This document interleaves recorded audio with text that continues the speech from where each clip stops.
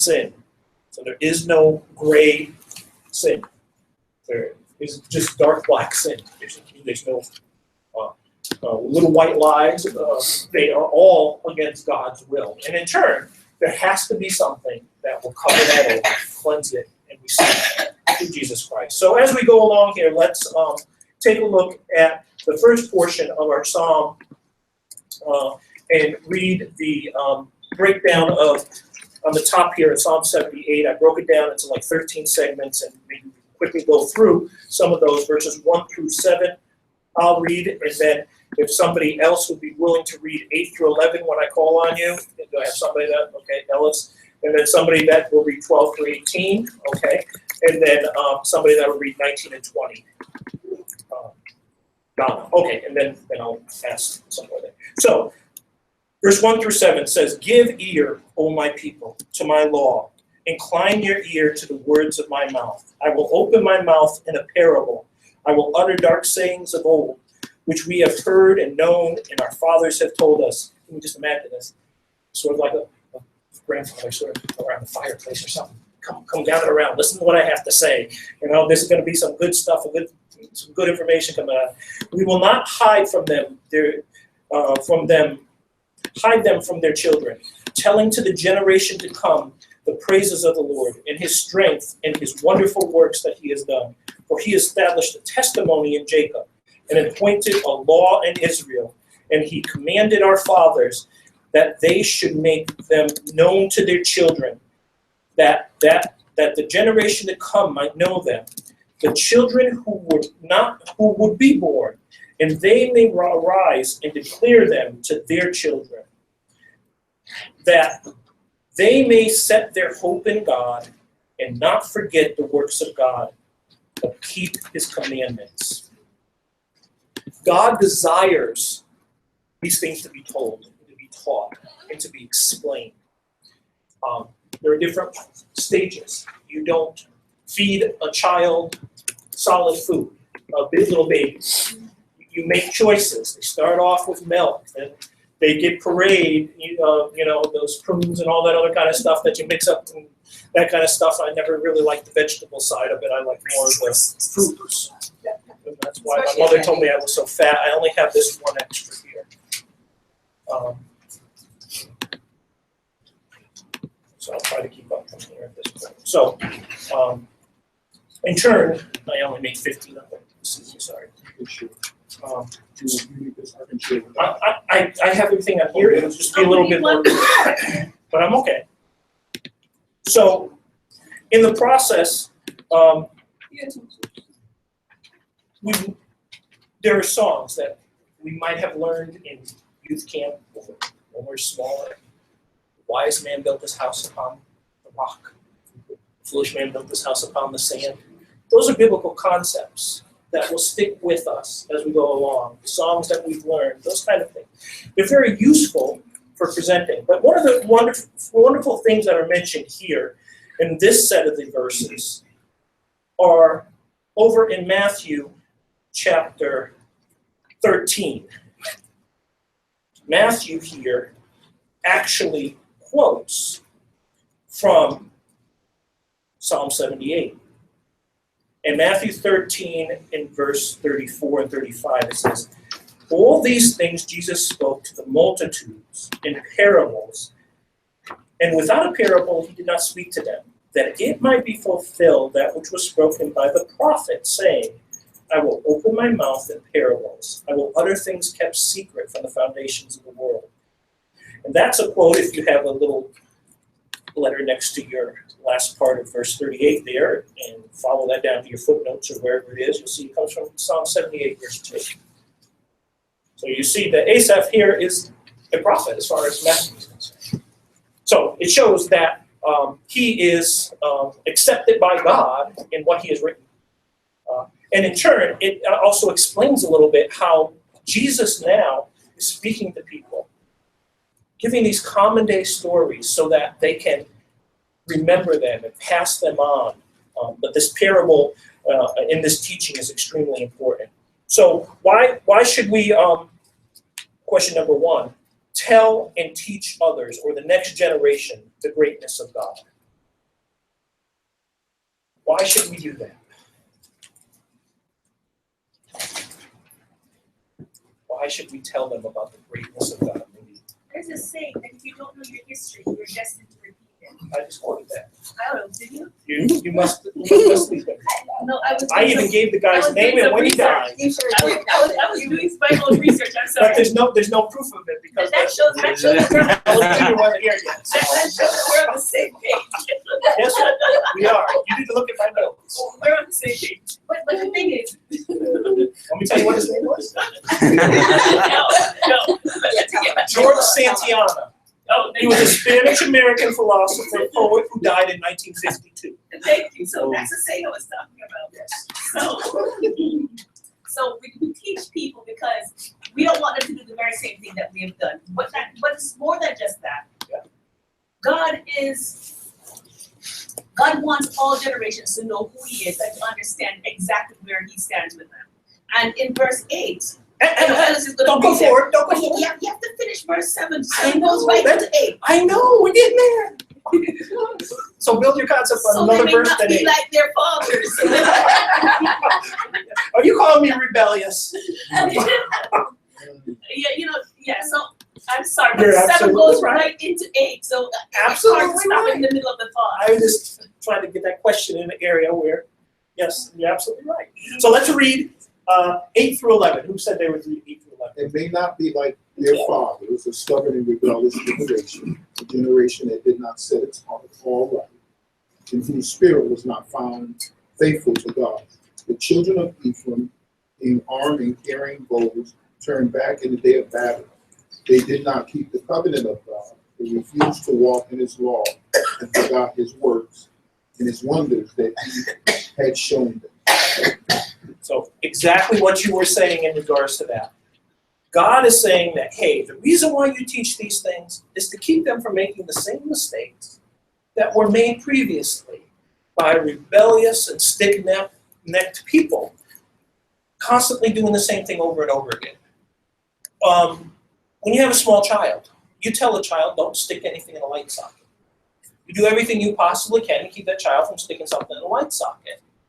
There are some children that no matter how many times you tell them and how hard you slap their finger, it is not going to be until they stick something in there and get zapped that they understand that they shouldn't do it.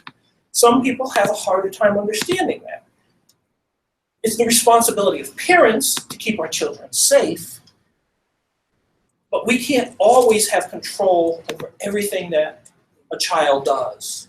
And that as they get older, they also have to understand, because if we shelter our children too much, and when they get out into the real world,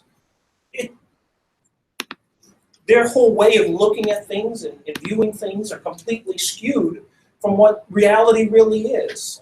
So there's a fine line of how we need to do that. And this is how God also is trying to explain. He says, listen, if you do what I tell you to do, you obey my commandments and my precepts, you're going to be a happy, blessed people, because I'm going to be able to shower my blessings upon you. The closer you become to me as God, the aura of my holiness is going to engulf you and those who you bring into that presence. We see how the nation of Israel, when Joseph went there, Egypt, when Joseph went to Egypt, even the Egyptians were blessed because God was with Joseph and allowed that nation to be able to have a harvest and abundance and store stuff away so that when a big famine came along, the whole country was blessed because of it. But when those that are blessed by God are removed from that situation or move farther away from God, God's blessings cannot rain upon us in the way that He desires to give those things to us. So sometimes we look at ourselves and say, well, why am I in the situations I'm in? Because our position as far as God is concerned. It's not that God moves, He stays in the exact same space. It's us moving away from Him, but He desires for us to come back into that presence again. So teaching and speaking and explaining these things over and over are important. It's important for them to get to a part of you. When Jesus was tempted by Satan, He confronted him directly with Scripture. And in turn, each time, Satan had nothing else to say because God was glorified. And one of them had said that man cannot live by bread alone, but by every word that proceeds from the mouth of God. So if we don't take advantage of knowing what we have at our disposal is every word in the mouth of God, we're not protecting ourselves when it comes to our fight with Satan and with the spiritual battle that is ongoing in our life. And this is what I think the psalmist here is saying and pointing out in the life of the Egyptian, of the life of the and story of the Israelite nation as a whole as they continuously fell in and out of favor with God, and explaining don't fall into that same pattern in further down the road. So in the account of Ephraim in the Old Testament history, Ephraim is portrayed as a domineering, haughty, and discontented and jealous nation. It was not until the close of the first period of the Jewish history that God refused the tabernacle of Joseph and chose not the tribe of Ephraim, but chose the tribe of Judah and the Mount Zion, which he loved. If we look at Psalm 78, 67, and further down here, we'll see where he's talking about this. But Ephraim was a major cause of the division of the nation of Israel. So when we look at Ephraim in this portrayal of him, that's going to comes up here and talks about some of the things that he's done here, that we see that Ephraim, who being armed and carrying bows, turned back in the day of battle. Hey, we're all for God, but we don't really think that God is going to save us. So they hightailed it out the other direction and lost faith in God. We too have that sometimes in our lives, and it's because of not having a strong, stable relationship with God, knowing that God has done these things in the past. If He can do these mighty wonders and miraculous things as a nation, and divided the waters and killed the firstborn and did all these things in order to give us our freedom and our own place of a kingdom to be set up, then why isn't He going to be able to win this one battle if we are doing what He desires in our lives? So that's a part between 8 and 11 there that we see that the ark was removed from Shiloh and Zion to Zion, and the power of Ephraim was basically sequestered and changed there, and no longer was it going through there, through that nation as far as the ones that were in charge of the tabernacle and the holy location of where God desired with it. And we see that shortly thereafter that this whole separation of the nation of Israel into a northern kingdom and a southern kingdom happens. So this is where Asaph is in this transition state, explaining about these things as far as Ephraim and why Ephraim is looked at in these verses. Okay, let's continue. In verse 7 is really the center main verse of this whole chapter, where it says that they may set their hope in God and not forget the works of God, but keep His commandments. And that basically is the whole chapter as far as the one verse that could really explain what is trying to be taught by Asaph here as far as this. Okay, so let's read 11 through 18, please, whoever has 11 through 18. Why those things He did in the sight of their fathers in the land of Egypt, saying, He divided the sea and caused it to pass through, and He made the waters stand up like it. In the daytime He also led them through the cloud, and all the night with the light of fire. He split the rocks in the wilderness, and gave them drink in abundance at the depths. He also brought streams out of the rock, and caused waters to run down like rivers. But they sinned even more against Him, by rebelling against the Most High in their deeds. And they tested God in their heart by asking to keep their deeds. Okay, thank you. So how do you forget God's blessings and rebel against His ways, which is the second question. So sometimes it's time or not being there, right? So these are stories that were told down from generation to generation.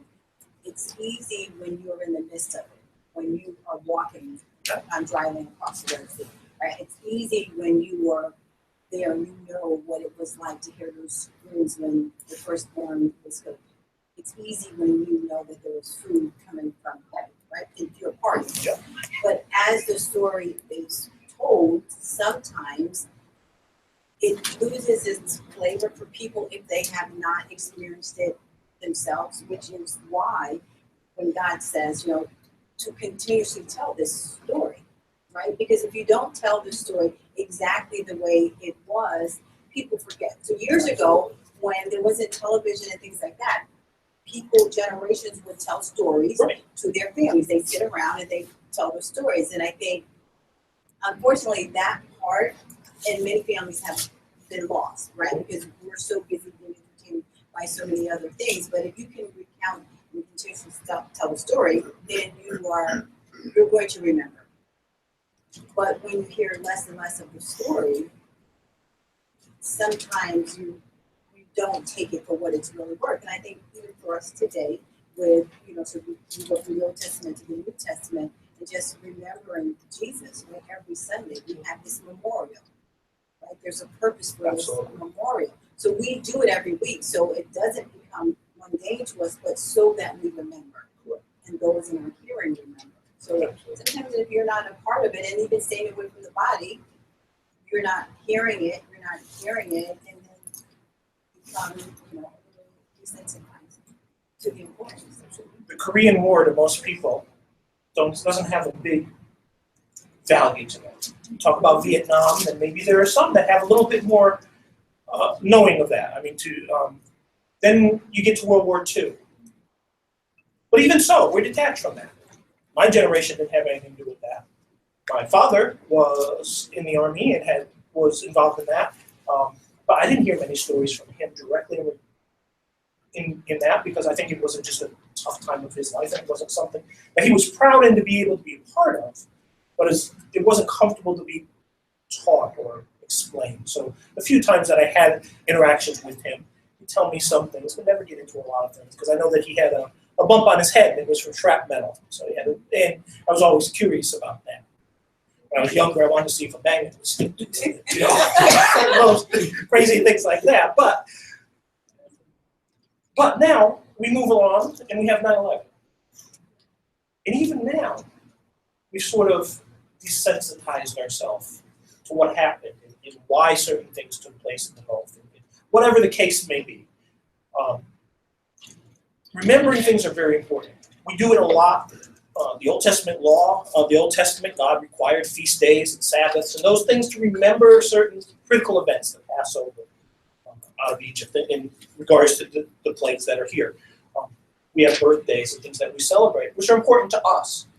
But in turn, also, you're absolutely right, Donna, that how do we forget God's blessings and rebel against them is because we just don't think about them often enough. And we don't get from those things what is God wants us to get from them. Meaning that during the good times, we are happy with those that were blessed, and in the sad times to remember so that we don't fall down the same path and do the same thing that they did. Sorry if I took what you said or thought so much that you forgot. That was the look I'm getting from you. No. Okay. I'm just thinking, but I think we forget God's blessing when we focus so much on ourselves and materials. So yes, that's right. But I think one of the ways that we also forget His blessing and that we rebel against Him is by doubting Him. Absolutely. So we in verse 9, they talk about Ephraim, the doubt there when they turned back. But even with the children of Israel in the section that was just read, even though they saw all these things, they still rebel against Him. They tested God in their heart by asking, can He do this? Can He do that? So the doubt is a way of us rebelling.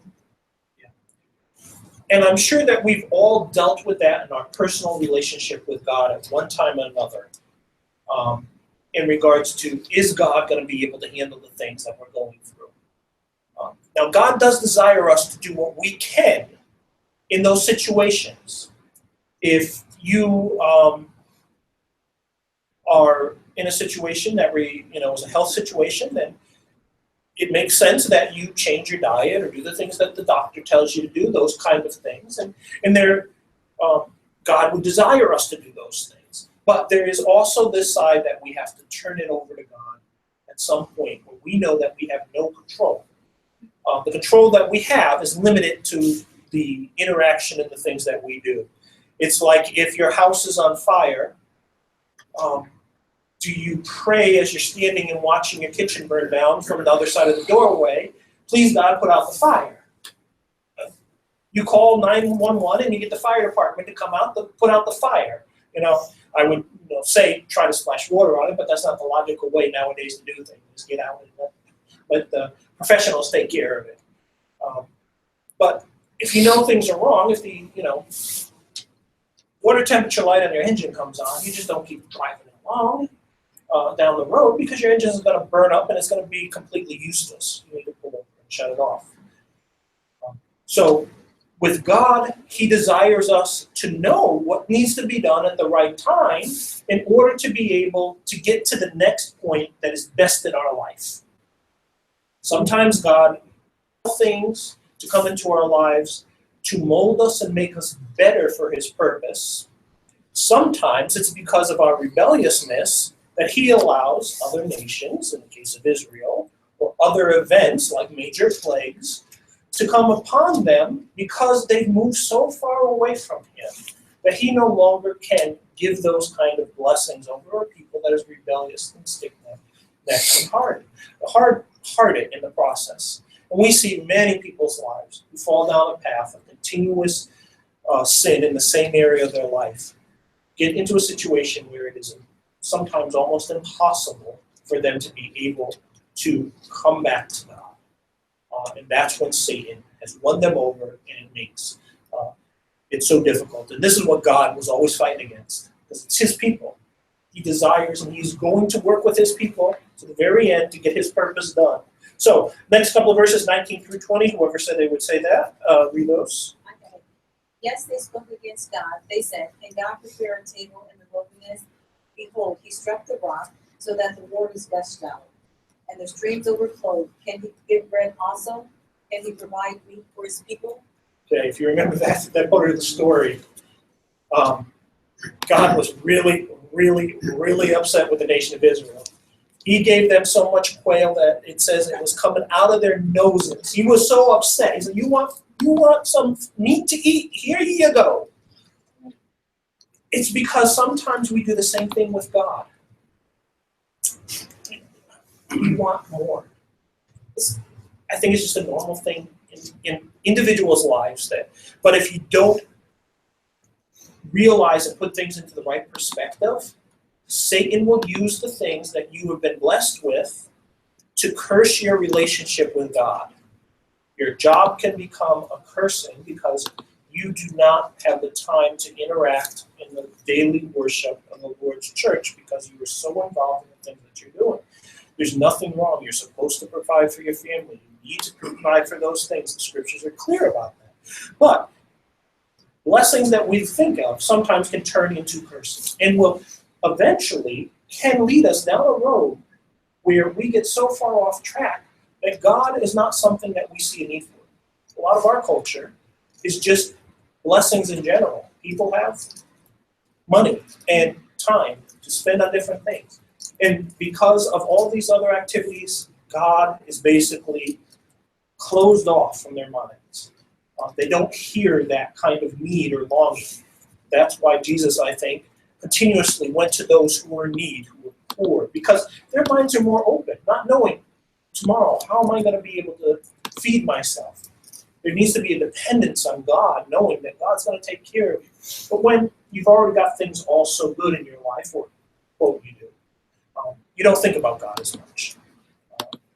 You don't pay attention. And sometimes this too could have been a reason why the nation of Israel, they were given a country that already had vineyards, already had houses, already had roads and everything else built because other people did it.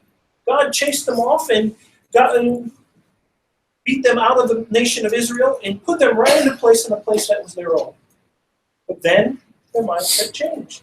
You want to be more like country over next to us. We want to serve those gods for whatever the reason might have been. And slowly and surely, we lose focus in consideration of what God desires in our lives. So their father saw the works of God and challenged God to do more. We're given exactly what we need in our life by God at the exact moment if we are following his will. We look at Paul as a disciple of Jesus Christ who had whatever this thorn was in his side. He was out there week in, week out, preaching, teaching, looking over his shoulder. Is he going to be killed? Are they going to arrest him? Whatever this physical ailment or whatever this thorn in the side was, and he prayed to God to relieve it so that he'd be able to be more productive in his kingdom. God didn't take it away from him for whatever the reason was, but he explains it was to keep him humble in his relationship with God, to know that he relies and depends upon God. So we as Christians too should look at it in sort of that way. Okay, let's read 21 through 32. Long reading, but goes into the 21 through 32. Do we have somebody for that, or did I not assign that yet? Okay, somebody will read 21 through 32. Yes, sir. Thank you. Therefore the Lord heard this and was furious. So fire was kindled against Jacob. And anger also came up against Israel, because they did not believe in God, and they did not trust in his salvation. Yet he had commanded the clouds above and opened the doors of heaven.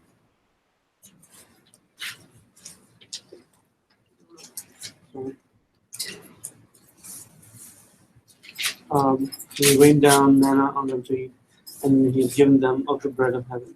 Men ate angels' food. He sent them food to the full, because an east wind to blow in the heavens, and by his power he brought in the south wind. He also rained meat on them like the dust, feathered fowl like the sand of the sea, and he let them fall in the midst of the camp, all around the dwellings. So they ate and were filled, for he gave them their own desire. They were not deprived of their craving, but while their food was still in their mouths, the wrath of God came against them and slew the stoutest of them, and struck down the choice men of Israel.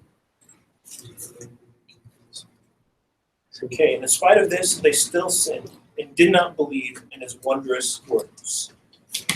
So even as a nation of Israel was wandering around after seeing all these things and going through this in the desert, and God providing this miraculous stuff that is there, and you can only have a certain amount that you can take. If you take more than that, it's going to spoil and turn wormy. But on the Sabbath, just before the Sabbath, you collect twice as much so that you have it and you don't abandon the requirements of the Sabbath of not working and going out and collecting.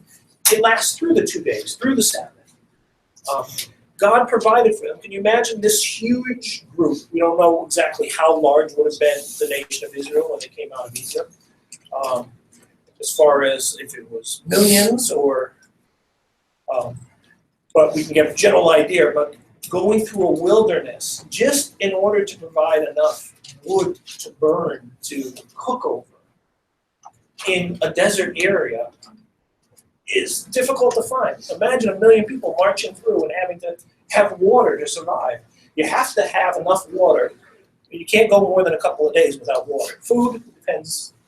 If you're fat like me, I could survive probably a month. Well, my wife got it, but everybody else was nice. What's up with this today? Pick on baby. It's almost her birthday too. But God did all these things for the nation of Israel. But yet, they were still in that same generation. They still fell into the same trap over and over and over again. We too are like the nation of Israel individually when it comes to our relationship with God, I think, because we know the sins we commit. We know that what we fall into when we get angry, when we swear, when we don't hold our temper, when we do whatever it is that might be on your list. And I'm sure that we share a lot in common as far as certain things that we know that we do, that we know that we should not be doing. And God is not happy with those things. He wants to bless us, wants us to be better. And when we change those things in our lives, you truly can have a different perspective on this world. Because the things of this world are not going to affect you in the same way, because where your treasure is, your heart is. So if you're focused on heaven as being your place of, and this is just a temporary home, that whatever we go through is just something that we have to do for a short period of time. And those things are hard to understand and really put into perspective. But this is what the psalmist is trying to explain here too. So why did Israel not trust and obey God, according to those verses in 21 through 32? I think it's the verse 32, I think, is really the key point. They just didn't believe. Faith comes by hearing, and hearing by the word of God. If you're going to have a stronger faith, you got to hear God's word. That doesn't just mean once you hear God's word and you have a strong faith. I really, truly believe that as you learn God's word, the more you hear, the more you understand, the more you apply and put it into your personal life, then the stronger your faith will become over time. And it's a building process. And sometimes we struggle with faith because we keep staying at the same level. We don't build and don't move up to the next step in our life and our relationship when it comes to faith. Moses, Abraham, we see it started out at a certain place, and as God interacted, gave bigger challenges, told them to do certain things, their faith was grown upon. They weren't perfect, made mistakes, did things that were wrong, but God still saw their heart condition and said, these are people that really love me. They are just like everybody else, will make mistakes, will fall short, but they come back with a repentant heart and not wanting to do the same things again. And that's what God knows and sees in us. Eric, I'm sorry. No, it's okay. I was going to say the same thing. Like, they didn't trust him because they didn't believe him.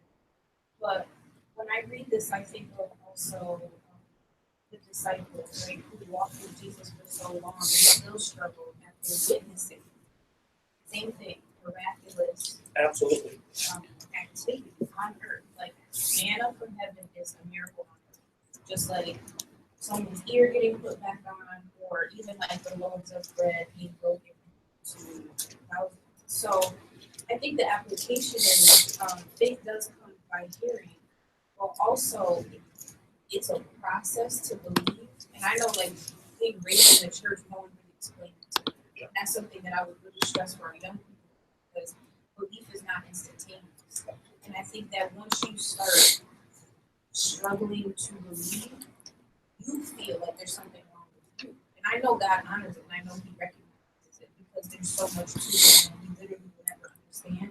But I do believe that, like, God initiates belief through miracles, and only we as individuals know what that looks like in our own personal life, whether it's been financial or health or relational, where God is really truly working your faith out for you, because He knows that, like, you can't do it on your own. And so it's not to give them a pass by any means, but I think that, like, this, each one of the challenges that they face, they could have overcome had their perspective been, this is God teaching me who He is. Because if He would have just brought them to the promised land, they would not have felt the magnitude of the building. Just like in our lives, like, God could fix your marriage instantaneously, and He could fix, like, a food challenge instantaneously. But, like, what does that teach you about Him? That's why He tests us. That's why we have trials. Like, it took me 32 years to figure that out, but, like, I'm thankful now that I get it, because everything we go through is to teach us God's character. And if we teach that generation to generation, even season to season, I feel like the church would really grow. Because then you stop thinking that it's just you, when really it's like, no, Brandon, God is doing that to initiate His graciousness. Or like Jehovah Jireh, God is going to provide. So I think that that's why they struggle, but I think that that's an opportunity for us to understand it. Mm-hmm. Absolutely, that is a big part of it. 33 through 35 says, therefore their days He consumed in fertility, and their years in fear. When He slew them, then they sought Him, and they returned and sought earnestly for God. Then they remembered that God was their rock, and the Most High God, their Redeemer.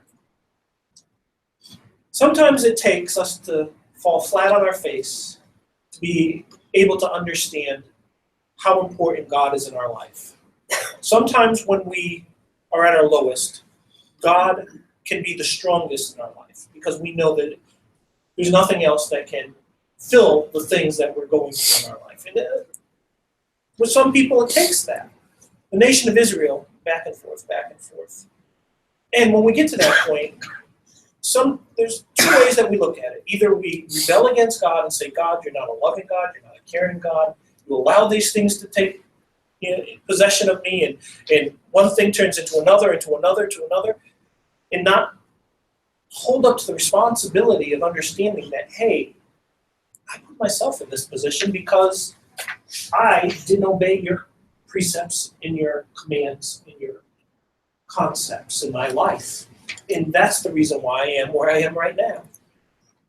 It's tough to understand that when we feel that low. But yet, some people, it takes that. Some can grow up in an environment and understanding that. Because God's desire is that you don't have to go through that thing.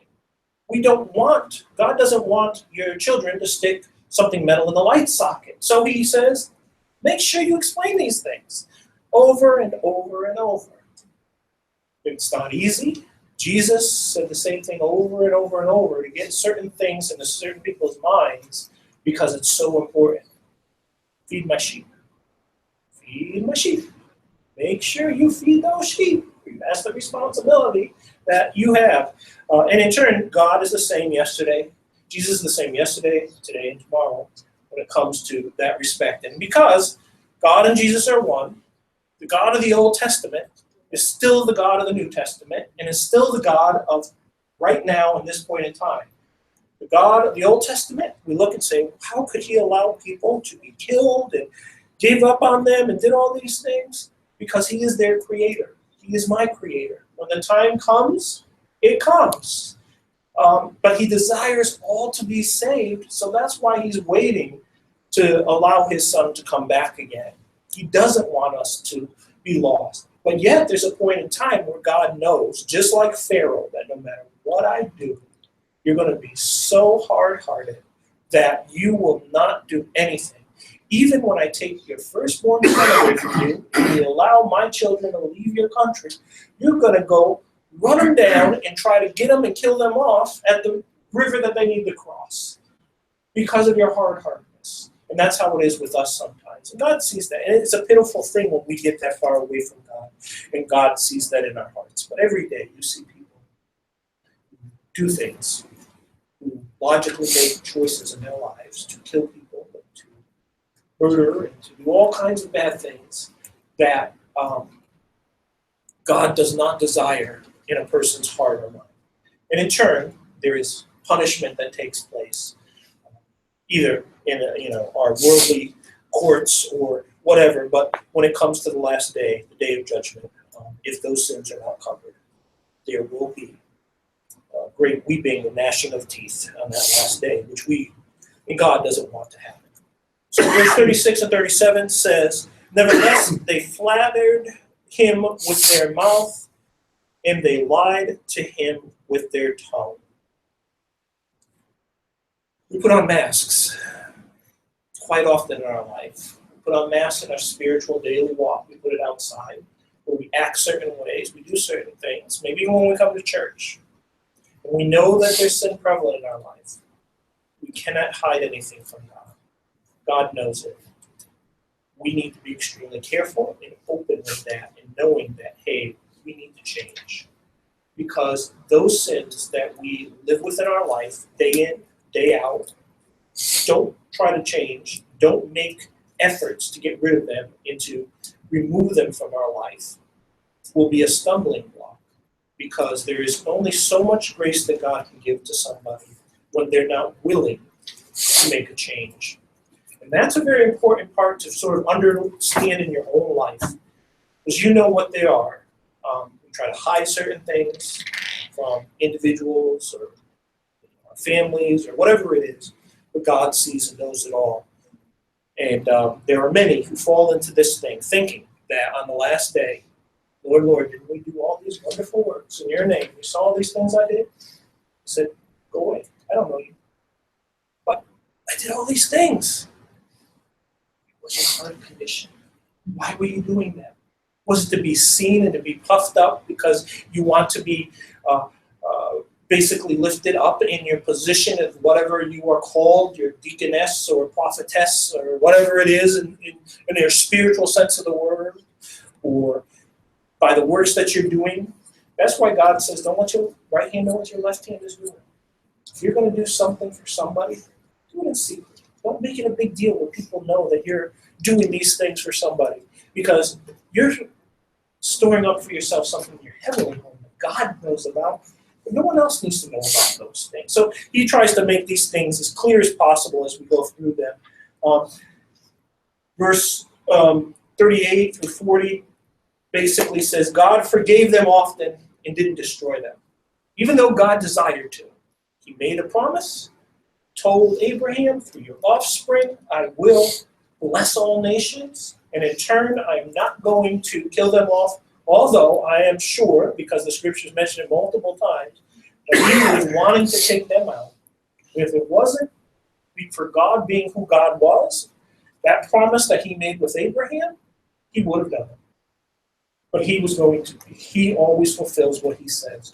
So when we look at the New Testament, when Jesus says, all authority on heaven and earth has been given to me, to go preach the word, to go baptize, to do those things at the end of Matthew 28. Those are the responsibilities of us as Christians. He desires us to do those things so that others can be able to be saved from the oncoming threat of destruction that will come down in the last days, which a lot of the world doesn't want to even think about. A lot of people say, oh, no, I'm a good person at heart.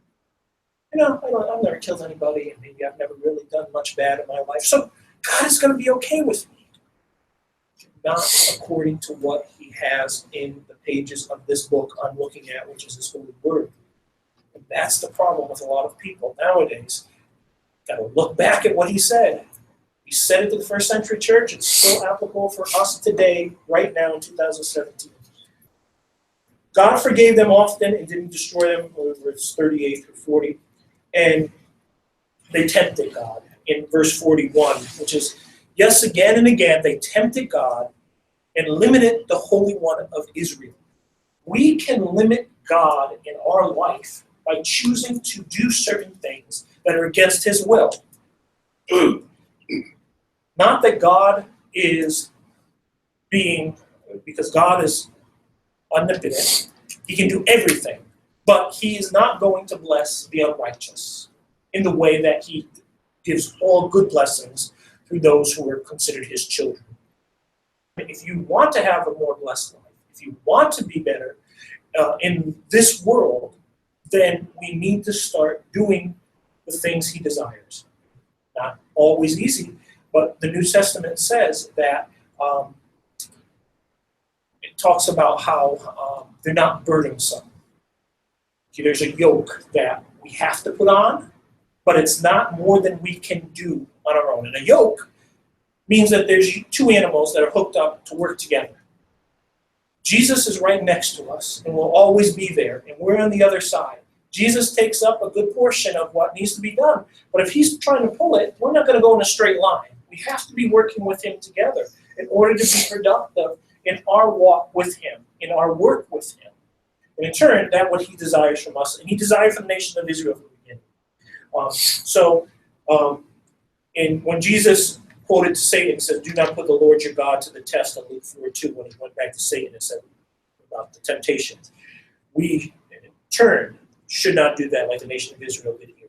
They forgot what God did for them in Egypt in verses 42 through 53, and it goes through in great detail of all the things, of the wonderful, miraculous things that God did as far as to show the Egyptians what was the power of God each step of the way, because Pharaoh was isolated in his temple or wherever he was.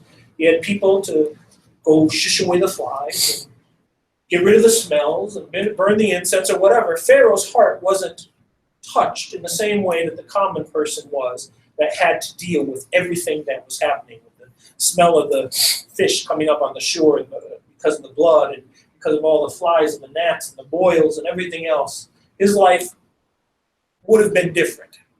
But in turn, we see that we have to deal sometimes with the things that God puts in our way to show his power and might, allows those things in the world. Yes, it rains on the just and on the unjust.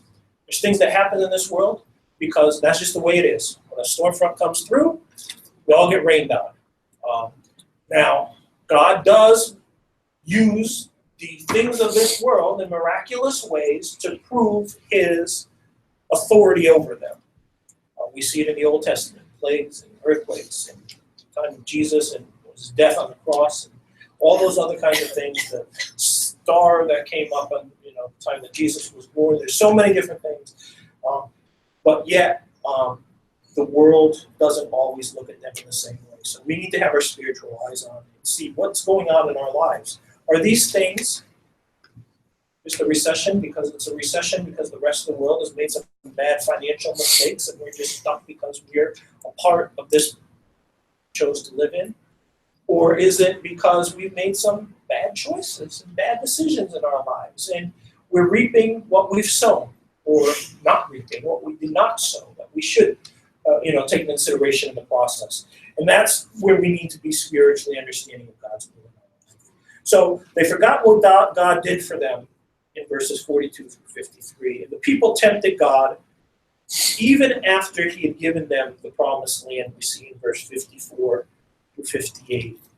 It says that, and he brought them to his holy border, this mountain which he had at his right hand had acquired. He also drove out the nations before them, allotted them an inheritance by survey, and made the tribes of Israel dwell in their tents. Yet they tested and provoked the Most High God and did not keep his testimonies, but turned back and acted unfaithfully like their fathers.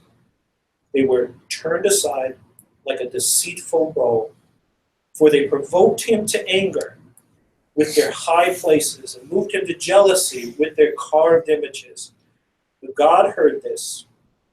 When God heard this, he was furious and greatly abhorred Israel, so that he forsook the tabernacle of Shiloh, the tent that he had placed among men, and delivered his strength into captivity and his glory into the enemy's hands. It was a great battle that took place. Basically, they said, oh, we're this great nation. If we bring out the Ark of the Covenant in front of us, God definitely is going to overpower all of our enemies.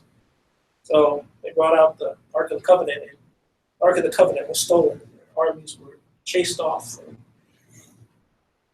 nation of Israel looked at the Ark of the Covenant as being the place where God resided with their. So that was a major defeat for the nation of Israel in that respect. Sometimes we tempt our relationship with God and think that, hey, I'm a good, strong person, and it's not a biblical concept that says something to the fact like angels, men running in, angels are worried to tread, or something to that effect, where if your spiritual mind is in the right place, you wouldn't go running and being involved in certain things in your life, because angels know that those things are not productive to what God wants them to do. And in turn, that concept, sometimes we get involved in certain things that we know that are not good, and in turn causes us to make decisions and things that allow us to end up to being punished. So the last part here is that the people tempted God even after he had given them the promised land. God followed through with his promise, gave them everything that they needed, a place and a country. Now they were an actual kingdom. He was their king, and that was their kingdom. You see what happened with Saul and with David, and they said, we want to be like the countries around us. Give us a human king. And yes, you're God, but we want somebody to rule us like the other countries. And we see the downfall, fall back and forth, back and forth.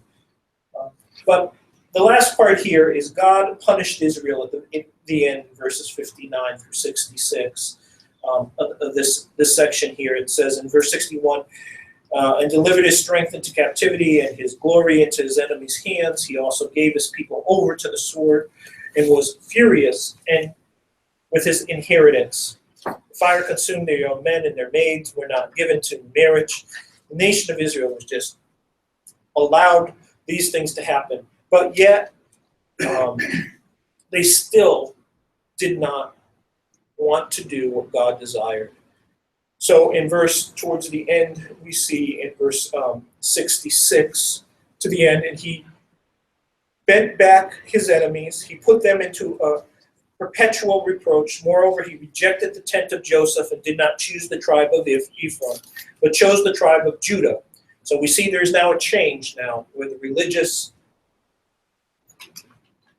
interaction of the tribe of Ephraim, being the one that was in charge of the Ark of the Covenant and being within their camp, and this promise was now moved over to the tribe of Judah. And we see that it comes through the tribe of Judah, through David, the lineage of Jesus Christ, from this point forward. So due to their disobedience to what he has, there was a change of what his desire was.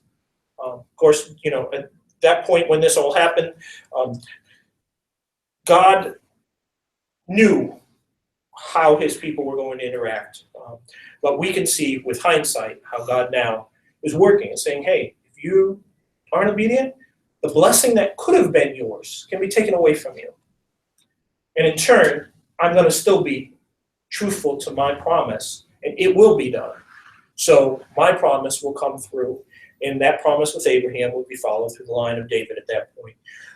So as we see in the last verse, it says, so he shepherded them according to their integrity of his heart and guided them by the skillfulness of his hands. This is to Jacob, his people, the Israel, his inheritance. God talks about this idea of being a shepherd, and Jesus talks about it also. So question 4 says, how did God act toward Israel, and how does he act towards us? We saw God did not have good things for the nation of Israel when they were disobedient. He allowed things to happen to them that could have been avoided. He had this plan where if they came into their inheritance, there's a land flowing with milk and honey. You have houses, you have a place to call your own, you have all these blessings. But yet, you don't get rid of everybody out of the country like I told you to. So when you now start intermarrying, they start jeopardizing your relationship with me because you start following their gods and doing their things.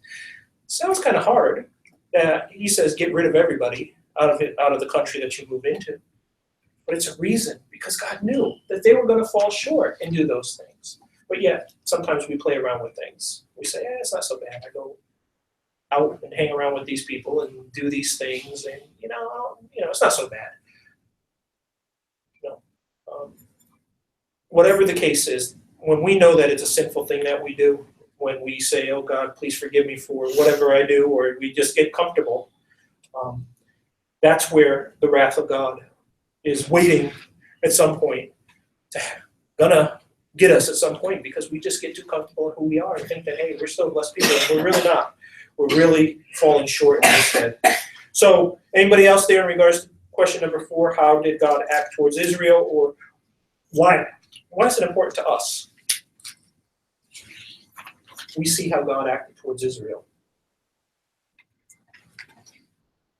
Is he really going to be any different to us? So Israel was the chosen people, Yep. right? And we today as Christians are the chosen people. Yep. And in the same way that he disciplined Israel, in the same way that his anger was provoked so that he allowed these things to happen, and in some cases caused things to happen, the same thing could be done in our lives as a chosen people. Just because we're chosen doesn't mean that we get a leeway, a pass to do whatever we want to do. That's right. And a lot of the religious world thinks we do get a pass. Bad English there. But it's grace. It falls under grace. They use the word grace as a catch-all and forgiveness of everything. Once saved, always saved. It doesn't matter what I do. I made the decision and I'm saved. God's got my name written down. It shows in the New Testament in many different places that you can fall out of God's grace because of the choices that you've done. God chose Judas to be one of the 12 apostles. Judas followed through with the sins of his own heart and made the outright choice to do what he did. He could have changed, but he decided to go the path that he went down. God foreknew that, foresaw it, but did not lead him into that position to force him to do that. He forces no one to do anything in their choices in this world. He will push people in an area to make sure that they do things in the right manner. But we have a choice between who we follow and who we don't follow in this world. God desires all men to be saved. He will work in ways to get his will done through us and by us, and where one falls short, he will raise another up in order to take care of it. We see that here in these verses. So it's important to understand that, as Nadine was saying, and as this verse says, that, hey, the God of the Old Testament that allowed these things to happen to the nation of Israel is the same God that is over us now. So we need to be very careful in understanding our relationship with God and to do the things that he desires out of our love for him. And that's always what it's been. The Old Testament commandments were written on stone. They should be written in our hearts. We should be doing the things God desires because of our love for him.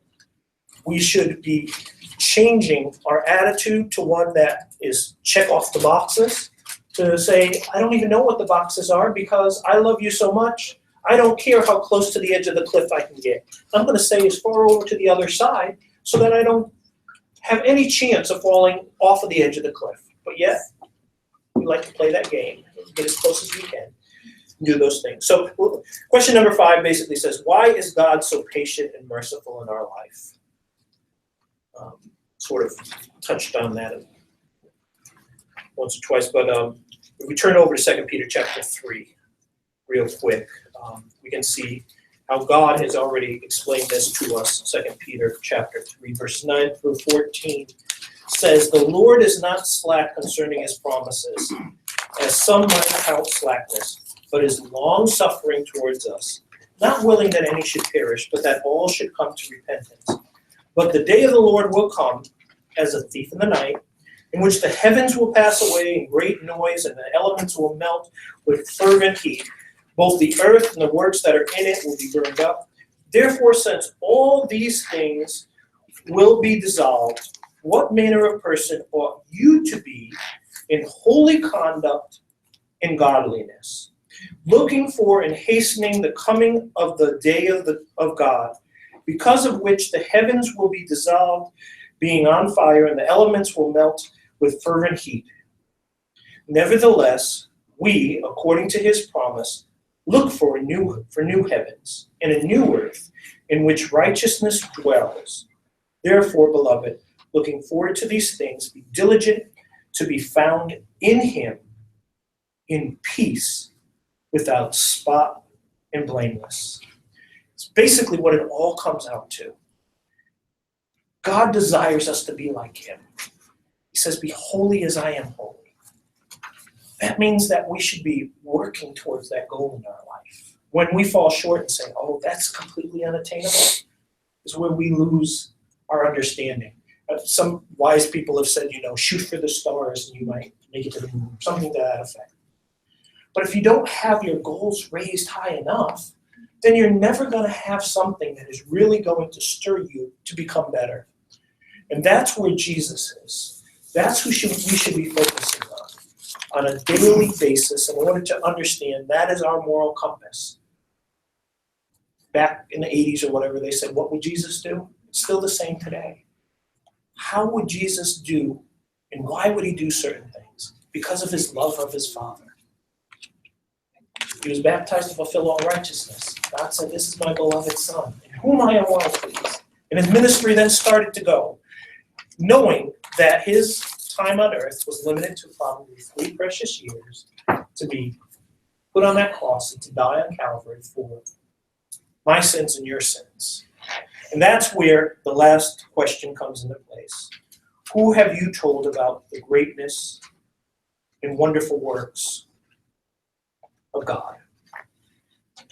It's each one of our responsibility as Christians. to be working in God's vineyard, to be the ones that through us the word comes through. A preacher, a teacher, they can do wonderful things, but most of the time it's to an audience that is already saved, or a majority of the audience is already saved. It's the one-on-one interactions that each one of us have on a daily basis with people that are lost in the world that we need to be talking about the wonderful things that God's done. Maybe it's in our own lives, or maybe it's just some of these stories of the things that we see in the scriptures. So that's where this lesson basically has gone when we look at this psalm. It's about the next generation might have the knowledge of God, that the next generation might put their hope in God, and that the next generation might obey God. But it starts with us.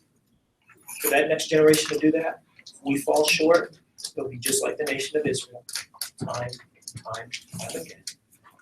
We're going to have a problem because we will be found to not have a faith that he desires that we have. So hopefully that is a understanding a little bit more of Psalm 78. Do some reading on your own, but very interesting. I love to go through that scripture, and studying for this lesson really is a blessing in my life too. And that's one of the things too. We all need to be about God's word more individually. So